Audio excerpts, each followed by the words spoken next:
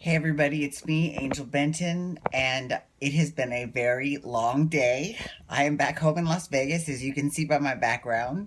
I had a 9 hour plane flight this morning from Japan, and then a 4 hour drive from Los Angeles to Vegas, and now I'm home and I have to be at work at 8 a.m. tomorrow, so no rest for the wicked. I'm very excited though. I had a wonderful trip. It was the best birthday ever. It was awesome.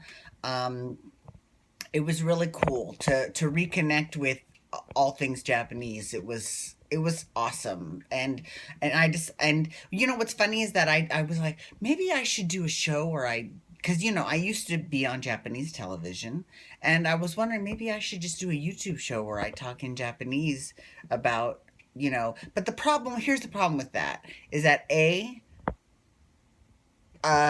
it would be difficult to tag it so that people in Japan actually watched it.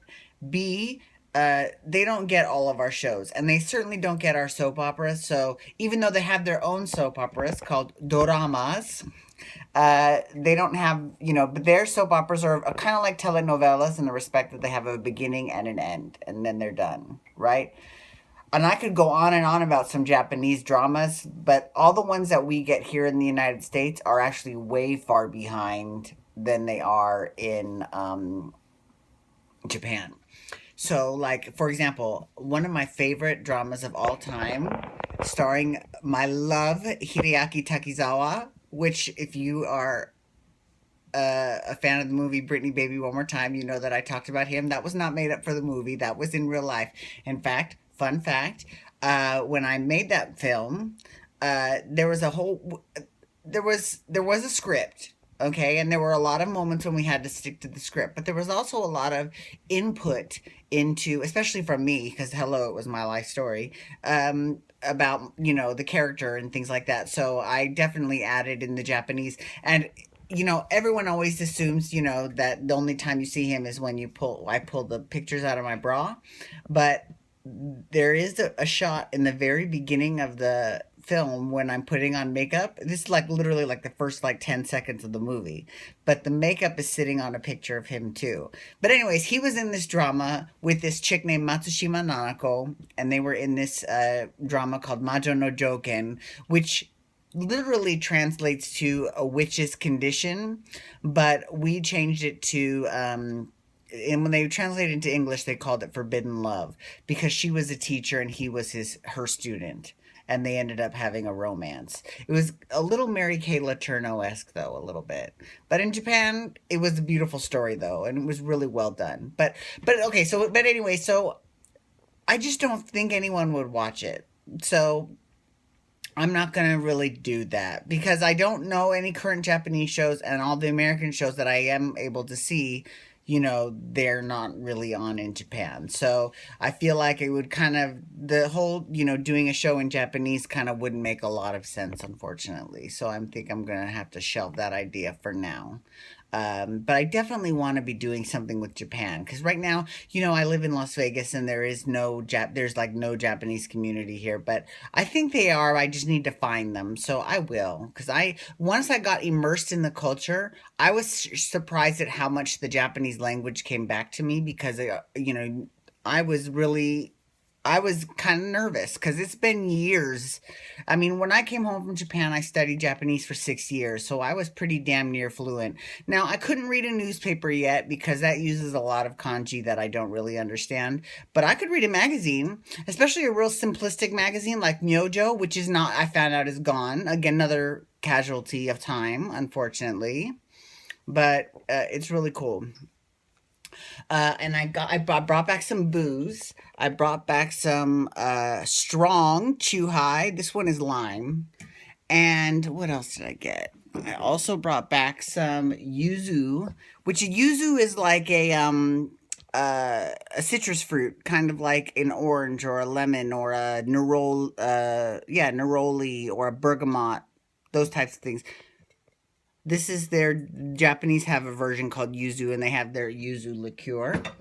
And I also, and this won't come as a surprise to anyone that I've worked with, which whoever all is watching is probably maybe two people, but so this will be a totally inside thing. But chili tomato cup of noodles. It is the bomb shit. It is the bomb. Okay. I mean, we used to eat this stuff without even putting it in water. Like, it was so good. Love chili tomato. So I'm very excited about that. And then when I came home, I saw that I had also gotten 2 weeks of Soap Opera Digest. Okay, now in the most current one, this one right here, there's an interview with my friend Ryan, and I found out that his stories start on September 6th. So I'm excited, which was not that long ago. So I'm very excited about that. And I'll talk more about that when I do Days of Our Lives. But tonight we're talking Real Housewives of Melbourne. So when I got home from Japan, I literally had to fly 9 hours and then drive 4 hours to Las Vegas. But then I sat and then I had to do a little vacuuming because they're going to apparently be spraying for bugs tomorrow, but that's fine, whatever. So I did that, and then I watched Real Housewives of Melbourne and Dancing for Relevancy live because that was on tonight, and I can't wait to talk about that, but I'm not going to talk about that until Wednesday. Housewives of Melbourne. Okay. Okay. I mean, it's interesting how much Lydia and Petty Fleur are really drawing the ire of the other ladies. Like, 1 minute, all the ladies are hating on Petty Fleur, and then the next minute, all the ladies are hating on Lydia. And what I find very fascinating is there's something that Lydia said about Chica's family. And Chica doesn't obviously want to talk about it on camera, but she's does not want to say, I don't want to talk about it on camera. She's saying, you know what you said. And she does know what she said because all the other ladies, they all know what she said. She's the one going, well, I don't know. Honestly, I don't know what I said. I never gossiped about you or your family. And everyone's like, really, girl? Really? They all know. They're like, we know exactly what you said. So you need to quit the bullshit. One thing I find, so here's one thing about Melbourne that I really enjoy, and that is the exercise in vocabulary, okay? Because it's interesting to hear how other people talk about slang, right? So, for example, last season, I mean, the big slang was bogan. Well, not last season, the last 2 seasons. It was bogan. They kept calling Jackie a bogan. And what's a bogan? Well, in the United States, we never use that term ever. So that was like, I was like, what the fuck's a bogan? I don't know what a bogan was. I had to ask my friends on social media. I'm like, what the hell's a bogan? And it basically, we call it white trash, right? Now, in the UK, they call someone chav, but there's in my opinion, I could be wrong, but here in the States, chav has kind of like a slightly, I don't know, like skinheadish connotation to it. So I don't know if that's necessarily the right context for bogan. Bogan is a lot closer to white trash. So I enjoyed learning about what a bogan was. That was cool. Another thing that I found out that I find very fascinating is the different ways that people relate to one another. For example, Gina in season 1, it was all about Gina and her partner, right? Now in Australia, they call everybody partners, right? So if you are with someone, then you're their partner, right? Whether you're straight or gay or whatever. But in America, we really only use partners for gay people. So at first I thought her partner was a woman. I was like, oh shit, she's a lesbian? Okay, get it, girl. But then I found out she's not. I was like, okay, that's fine too. But I didn't know any of that. And then Gamble comes on the next season, was talking about her partner, Rick. Now he's her husband, but at the time he was just her partner. So I found that very fascinating. And on the flip, quick little shout out to the Real Housewives of Cheshire, when Ampika was talking about how she's this guy's mistress, I thought he was married, because in the United States we don't say mistress if the guy's not married. And the guy that she was with was not married. He had a girlfriend, but she's what we would call a side piece or a jump off, or, a side chick. She's not, just his main chick. She's not his bottom bitch. She's just, some other chick.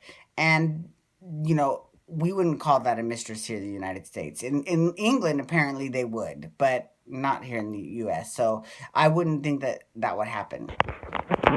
But so they all today was really just all about Lydia and Pettifleur and how irritated everyone was with them and how annoyed they are with and Lydia and Pettifleur then got into it with each other and then they were fighting with each other.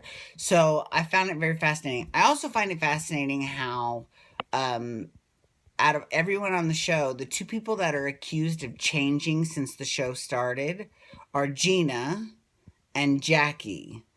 Now, I didn't know them before, so I can't really comment one way or the other, but I just think that that's interesting that people say that they have changed since the show started.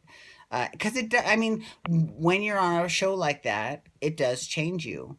Um, so someone said also on the show in the show today, someone said that they were a know-it-all. I don't remember who it was, but I was like, oh my God, because that was giving me flashbacks to Bethany last season on New York Housewives saying, yeah, I'm a know-it-all. Maybe I know it all, because obviously, she isn't, but it was very funny. So I'm looking forward to next week. It should be really cool. And I'll actually see it when it airs instead of just right before I shoot the show. Well, actually, right before Dancing for Relevancy. I cannot wait to talk about that. I'm so excited. Okay, so, anyways, everybody have a wonderful night, and I will see you all tomorrow.